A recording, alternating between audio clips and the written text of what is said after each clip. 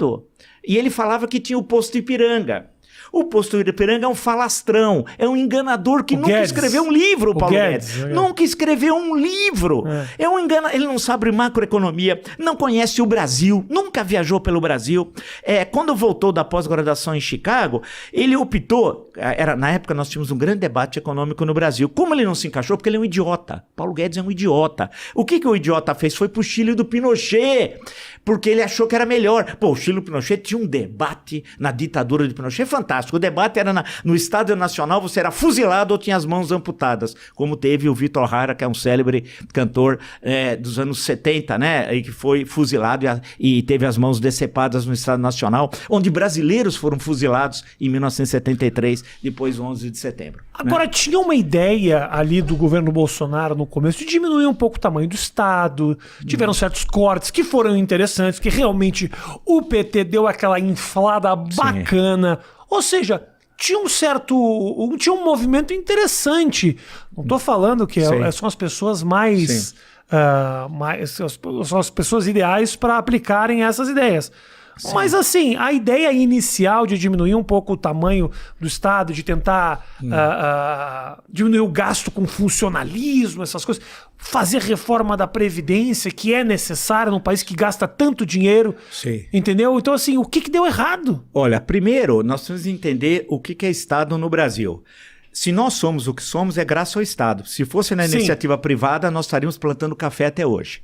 Né? E mais, se o Estado não fosse do tamanho que ele nós não teríamos a vacinação, por exemplo, que nós tivemos durante o Covid. Nós tivemos a organização do atendimento de saúde. O SUS, que é o maior sistema público do mundo e tal. Eu estou falando que o propósito é interessante. Eu entendi. Obviamente veja, o Estado é importante. Onde veio o Paulo Guedes? É importante. De quem ele era uma espécie de alter ego? Luciano Huck. Vamos lembrar. É que o Brasil, eu lembro o Fernando Brandt. Você vai ter coragem de criticar o homem que tem um programa que substituiu o Faustão. Olha, vamos lembrar o Fernando Brandt, letrista, conversando no bar. Não vou cantar, porque a Elis Regina já cantou, porque ela cantou, ninguém mais canta. Né? Mas diz assim, a minha memória, a minha arma é o que a memória guarda. Né? Tem lá, ele continua dos tempos da Panera. Mas vamos parar por aqui, já tá bom. Ele estava com o Luciano Huck. O Luciano Huck e Paulo Guedes é a mesma coisa. Aí, o Luciano Huck, foi em 17 para 18, disse que não seria mais candidato. Ele sempre é candidato e não é. Lembra um pouco da Atena, que aí não é, né? O propósito dele era só ter popularidade suficiente para pegar o trabalho do Faustão. Aí o outro veio Essa é a minha teoria. Aí o outro veio pro... Aí começaram a falar em questão do Estado e tal. Que ia fazer isso, ia fazer aquilo. Desigualdade, a elite brasileira, a elite, o andar de cima, quer mamar nas tetas do Estado. Sempre mamou e continua mamando. Só de isenção fiscal são 340 bilhões por ano.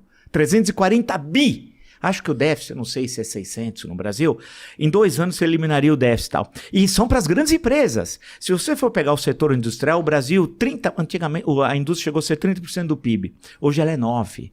O Brasil foi o maior parque industrial do hemisfério sul até 1980. Né? Então, a Fiesp, quando vai a Brasília, não é para modernizar, é para obter privilégios, né? Criar privilégios, isenção fiscal, etc, etc. Então, o que aconteceu? Eles leem o Estado, a elite rastaquera, no sentido de buscar privilégios. Reforma da Previdência, que precisava alterar a questão da Previdência, porque o país envelheceu, né? Não temos mais o tal do bônus demográfico, tudo aquilo. É verdade. Mas veja, foi feita a reforma. Os militares continuam com privilégios fabulosíssimos. Mas isso é previsível. Não ia tocar no dinheiro. Então quem pagou a conta? O andar de baixo, o seu Zezinho, não sei das quantas, tal, Dona Maria. Então, a coisa toda é que precisa fazer, o país precisa de reforma, mas tem medidas que, se você for fazer medidas políticas de choque, você consegue resolver alguns graves problemas nacionais antes de pensar no que é mais difícil, que são nas reformas estruturais, que aí precisa mudar a Constituição e não é fácil obter o quórum constitucional. Então, o que o Bolsonaro fez? Deu a ideia de falar que era uma coisa que não era, para até agradar a elite, né? Mas a elite brasileira também é uma elite macunaímica, é uma elite sem nenhum caráter, porque lembra que ele teve em 2017 no Rio de Janeiro no Clube Hebraica, 2017, lembro, e aí teve o episódio dos quilombolas, que pesavam não sei quantas arrobas, todo mundo riu. Quando você pega o vídeo que tem no YouTube, todo mundo achou engraçado o que ele falou, engraçado, e na Hebraica.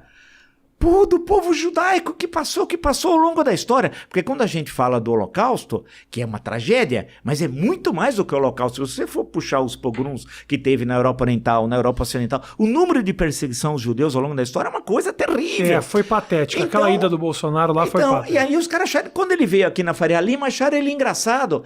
Quando ele falou assim, mas eu não entendo economia, mas a Dilma é economista, e todo mundo riu. Eu também não posso falar nada, porque eu fazia um programa chamado CQC, que ajudou muito também nesse processo, entendeu? Então, assim, o pessoal... Quem sou eu para dizer que os caras estão errados? E ele veio aqui na Faria Lima e aí falou, não, mas a Dilma é economista. Eu não sei nada, mas ela é, e todo mundo riu, etc, tal, papapá. E aí ele tinha o posto Ipiranga, que era o Paulo Guedes. Aí nós somos um país que tem a mania de inventar genialidades, que não são gênios. São beócios, como é o Paulo Guedes, né? E aí transformou-se um especulador da Bolsa, porque você ganhar dinheiro da Bolsa, você não precisa ser economista, você precisa ser um cara esperto que entende de especulação, e você fica milionário. É o caso dele, né? É o caso desse cara. E eu sempre comparava um personagem do Ecer de Queiroz, chamado Pacheco, é um conto bem pequenininho, tem umas 5 páginas, o conto do Ecer de Queiroz, que era um grande crítico de Portugal, daí que ele era mais considerado em certa época no Brasil do que em Portugal, que é o Pacheco, que era um gênio que morreu, aí chega um jornalista francês, vai falar, quem é esse gênio? Aí o jornalista começa a pesquisar a vida e vê que ele era um idiota, não tinha nada, não tinha um livro, não tinha um artigo, não tinha um ensaio, não tinha uma lei, mas era considerado um gênio. É o Paulo Guedes. O Paulo Guedes não tem nada, né? E aí joga o Brasil na estagflação, como é que nós estamos vivendo, uma combinação terrível, estagnação econômica e inflação. Veja, se o Brasil, o ano que vem, deve crescer 1, provavelmente, ou menos que 1, 0,8, 0,7, a população brasileira cresce 0,8, cresce muito pouco hoje, inclusive porque o país está envelhecendo muito rápido, a pirâmide etária era assim, está começando a ficar assim, logo vai ser assim, o que vai significar que precisa de muitos gastos para previdência social, etc, etc, né? Quando eu fazia ginásio já faz tempo, no verso ginásio? Do caderno, ginásio, eu fiz eu achei que você fez ginástica. Não, espero que você faça ginástica até hoje. Eu engano e tal. Então, aí eu fazia o ginásio e no verso, antes não tinha cantor sertanejo, dupla sertaneja, não. Tinha um mapa do Brasil. E aí tinha um mapa do Brasil e tal. E aí vinha crescimento demográfico, 2 pontos, 3,2. O pessoal achava legal crescer. Puta, é uma loucura crescer 3,2 e tal. Por ano. Agora que nós crescemos a população 0,8. Se o crescimento for próximo a isso, 0,8, é estagnar, não saímos do lugar.